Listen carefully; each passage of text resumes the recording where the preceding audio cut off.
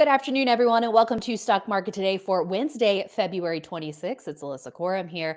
And in today's market, we were on pace for some pretty solid gains, but some tariff news caused jitters out there. And we have some big earnings reports out after the close, including from Nvidia, which we will check in on. And joining me now to break all of it down is my colleague, Ken Shreve. Ken, what do you have for us today? Well, I got three stocks that we haven't looked at in a little while. Market little tenuous here. Nasdaq gave back a 1.4% intraday gain, but let's take a look at GeneDx. WGS is the symbol there. Also want to take a look at Atlassian, TEAM, and Duolingo, DUOL. Okay, sounds like a plan. We'll check in on those stocks and again, some of the earnings movers after the close. But first, let's take a closer look at the major indexes. The Nasdaq closing in the green, but up just 0.25%, like you said, giving back a pretty big intraday gain there. Meanwhile, the S&P 500 barely in positive territory by the end of the session, up just fractionally by the close. The Russell 2000 up 0.2%, also closing near day lows here. And then the Dow reversing lower, down about 0.4%, Ken. So not good to see the gains being given up here. Yeah, well, we often talk, Ellie, about, in strong markets or in new kind of nascent market uptrends, you tend to see weak opens followed up by strong closes. And then when you're in a market that's maybe showing some signs of weakness, you tend to get these, strength in the morning and then fading, by the end of the day. Now, we did get a little bit of buying, coming in during the final hour of trading, but, just looking at the S&P 500, four straight declines, fell below the 6,000 level and its 50-day moving average. Tried to make a recovery today, right along with the Nasdaq, but just couldn't hold on to those gains. So you've got four closes in a row near session lows. Clearly, a little buy up in drying demand here, and you can see the Nasdaq got very close to that 50-day. May have even touched the 50-day moving average, but it met with some resistance. Yeah, here's a look at QQQ up about 0.25% on the day, and the Nasdaq Composite a big move down over the last couple of sessions. And so, Ken, when you take that step back, it feels like a couple of the major themes that we're seeing continuing to cause uncertainty here are out of the political realm, right? Whether it's tariffs or the geopolitical headlines, as well as interest rates and what's going on with inflation and economic data, and then AI. That seems to be the other area.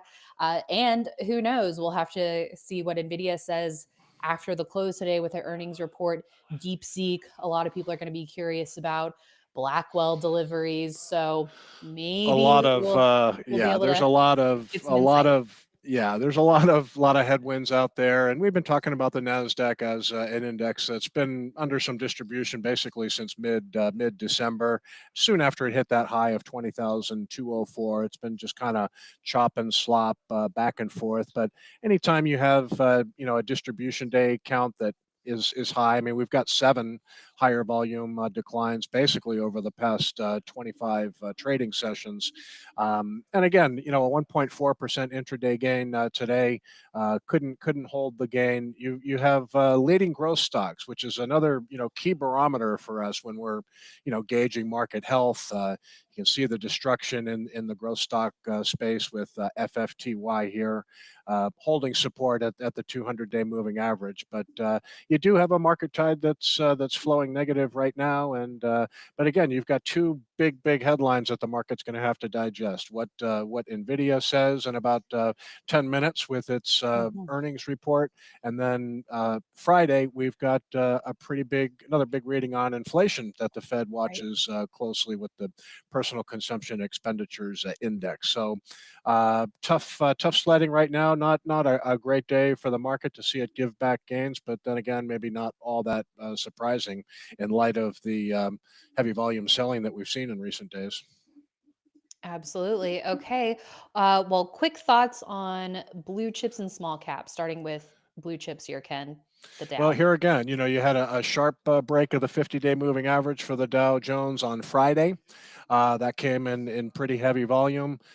Tried to rally back 2 days in a row in heavy volume and did okay. But then today, again, crossed that 50-day moving average and then got pulled lower after President Trump said that products from the European Union could get 25% tariff. So the tariff uncertainty is very real. It's real for the Fed, who really it's hard for them to proceed without knowing exactly what these tariffs are going to look like. So that's a pretty big layer of uncertainty for the market. But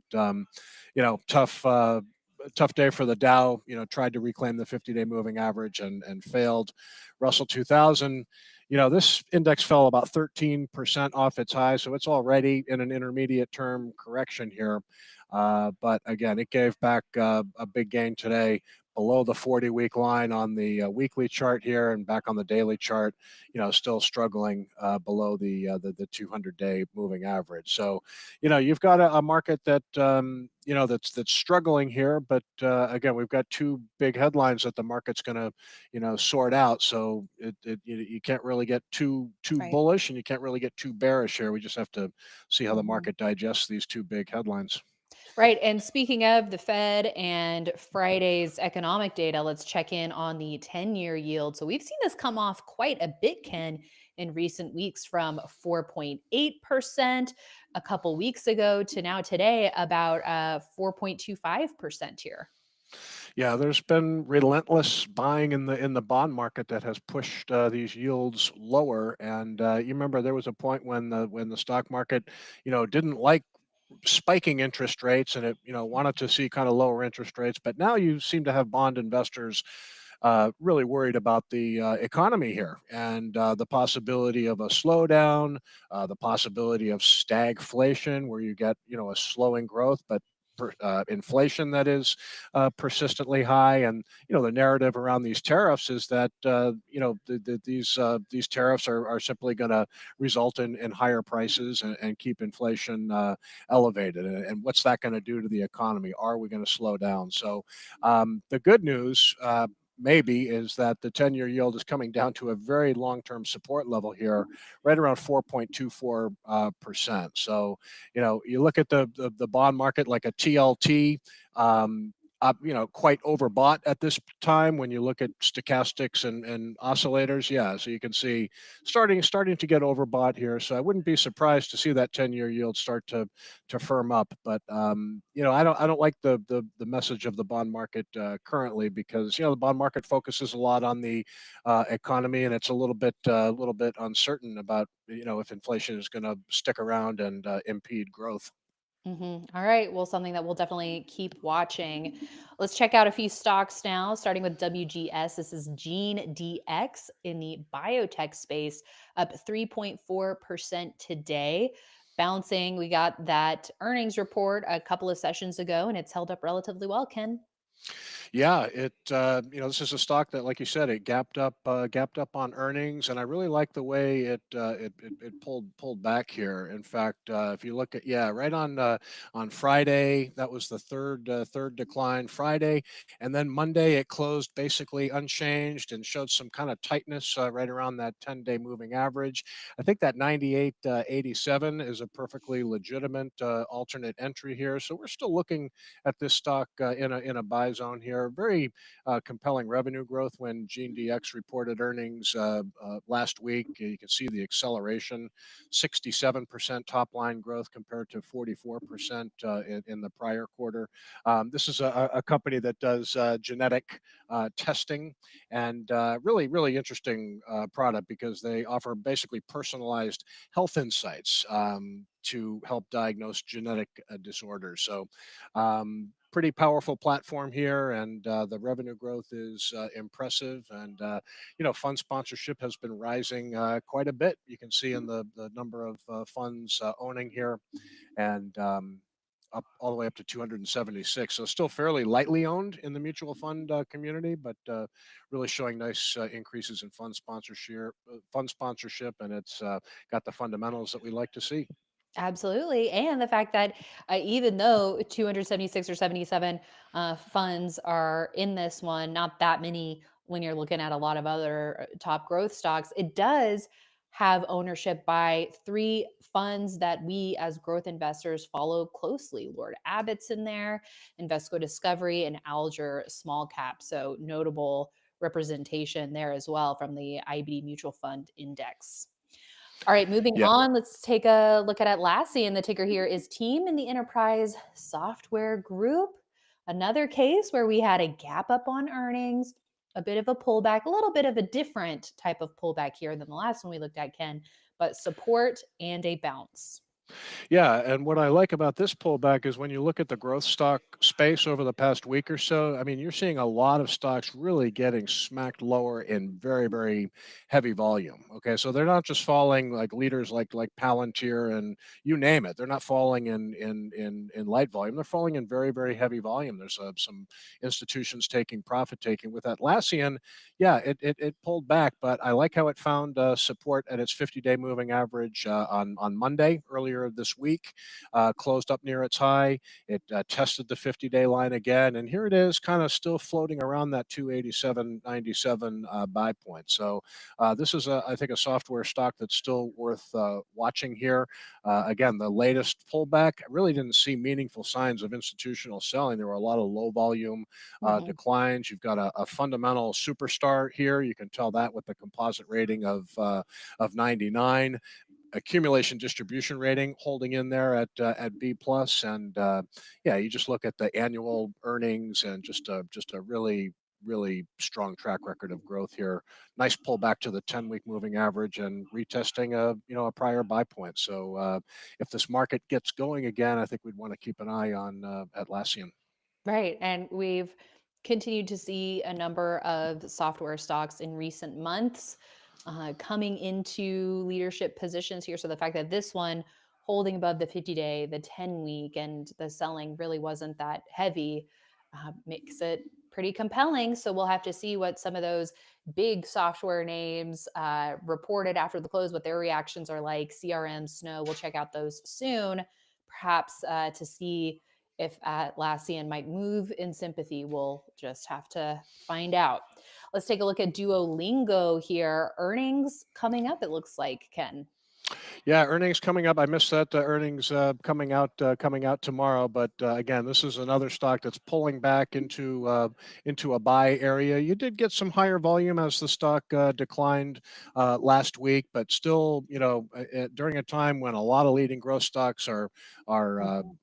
violating their 50-day moving averages and breaking key support levels. Here's Right. another stock that is just like Atlassian, has got a great track record of growth. You can just see in recent quarters the top line growth has been impressive. Composite rating of 99, but yeah, just look at the results.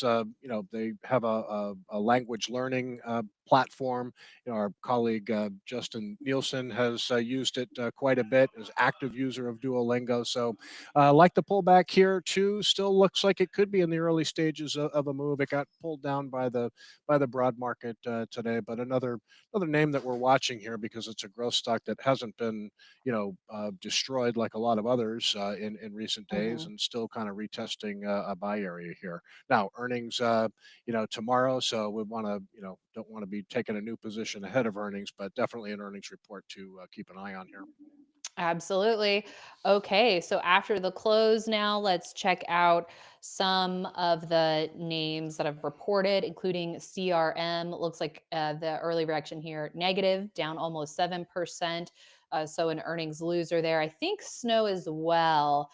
Nope, this one's on the upside, up about 9%. Ken, and Nutanix. I think Ed was saying this one was up nicely, also in software, up 12% here. So as of now, it looks like the investor reaction to Snowflake's report, as well as Nutanix, quite positive. CRM, not so much. Not that this was one of the software leaders heading into its report, but it is a big name in the space. But what do you make of the initial reaction here for Snowflake and Nutanix, Ken? Well, I'm going to be interested to see if Snowflake can hold this, this decisive, what looks to be a gap up. Here's a stock that gapped up the last time it reported earnings 3 months ago. Didn't get too far before it started to pull back in price, but at least right now it looks like the numbers are pretty good, and looks like it's going to be a gap above the 50-day moving average, and we'll see if those gains hold. Now, we talked about a lot of, great performers in the enterprise software group. Snowflake with a relative strength rating of 63, it's been, somewhat of a laggard performer in the group, but again, a positive reaction to earnings 3 months ago and another positive reaction, this time around. So looking pretty good. Nutanix maybe even looks even better because this could be a breakaway gap. You can see a consolidation. Mentioned all these growth stocks having problems, losing support. Nutanix ahead of earnings just pulled down to the 50-day moving average. Didn't do it in huge volume. It just looks like a nice little cup with handle base here, and could be a breakaway gap. Another stock with a weak relative strength rating of 67, but definitely looks to be making a nice move here. Okay. And then let's take a look at Nvidia, see if we see any action there. Seeing the stock up about 1% right now. Looks like a lot of trading. So, not a ton of upside or downside movement so far, just slightly to the upside here as investors anticipate or even digest the report out any minute now, if not already. Yeah, I think results are typically come out about 20 minutes past the hour, so we should be getting those results pretty soon. I will say, we've been talking, even Mike Webster, our senior market strategist, this morning on IBD Live, just talking about the setup here. I mean, it is a stock that really has been under a lot of institutional selling pressure ahead of earnings. So even if we do get a nice earnings rally, this is going to be, kind of not an easy road back if it would try to move past 140. Still some overhead supply. You can see when it gapped sharply below the 140 level in heavy volume. That was the DeepSeek sell-off, kind of rallying back in light volume. So no surprise to see its accumulation distribution rating of E. That's just a sign of institutional selling in recent months. But we'll see what the numbers look like. I'd I call think we'll Nvidia a see them. technically challenged stock ahead of the results, but Mhm. we'll see what the numbers look like. Right. And I do think it's going to be all about the call. So numbers are out. I'm seeing revenue of 39.3 billion, above views for 38 billion. So a slight beat Hmm. on the top line there. Slight beat. I mean, it's in the billions. But they did. But they Little did over a have. billion, little It's over a only billion a better than billion. They only expected. beat by a Yeah. billion, Ken. $1 billion. Okay, and then earnings per share of 89 cents versus an estimate for 84 cents. So a 5 cent beat there. But again, it's going to be about the call. What do they say about DeepSeek? What do they say about Blackwell? I think it could be interesting. And we do have CEO Jensen Wong doing a special report sit down tonight with CNBC. That was one thing that kind of made me a little bit apprehensive about that, because I Yeah. feel like when CEOs start making themselves accessible, especially when you're that high profile, not that I feel like he probably usually talks to CNBC after the quarter, but I don't know if it's in the special report sit down kind of capacity. So it'll be interesting to see what this reaction is like tonight as investors continue to digest the numbers and the call, and into tomorrow, because we know that overnight action doesn't always translate to the following regular session. If you just go to the weekly chart for Nvidia too and look at the quarterly earnings and sales block, you can see that after a period of just incredible AI growth, there's no doubt that growth is expected to slow in coming quarters. You can see that pretty easily. Not so Mhm. much because of waning demand, but just because the comparisons are starting to Right. get the year-over-year comparisons are starting to get difficult. So before you look at Nvidia and say, oh well, their best days of growth are behind it. I mean, that's what the Bears would say. But we'll have to see if their guidance for the April ended quarter and full year is exceedingly better than what the market was expecting. I mean, that could fuel that could fuel a nice move. If it's a tepid outlook that's mostly in line or maybe just a little bit above expectations, the market may not like that. So we can see stock is volatile in after hours, down 1%. But I think tomorrow and Friday are going to be very important days for the market. How is the Nasdaq going to react to Nvidia's earnings, and how's the market going to respond to PCE data on Friday? Right. All right. Well, thank you so much, Ken. We appreciate it. My pleasure.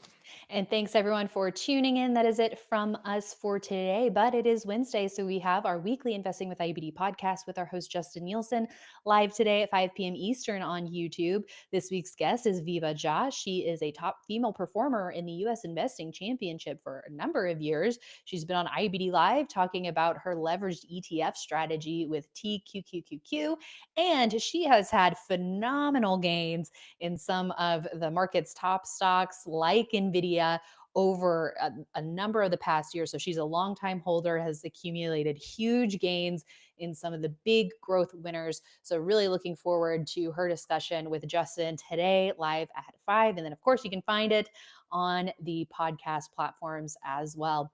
So the podcast team will see you then. And then we'll see you tomorrow morning on IBD Live, investors.com/IBD Live for all the details on that. And then we have Ed and Ken back here tomorrow. So we'll see you then, everyone.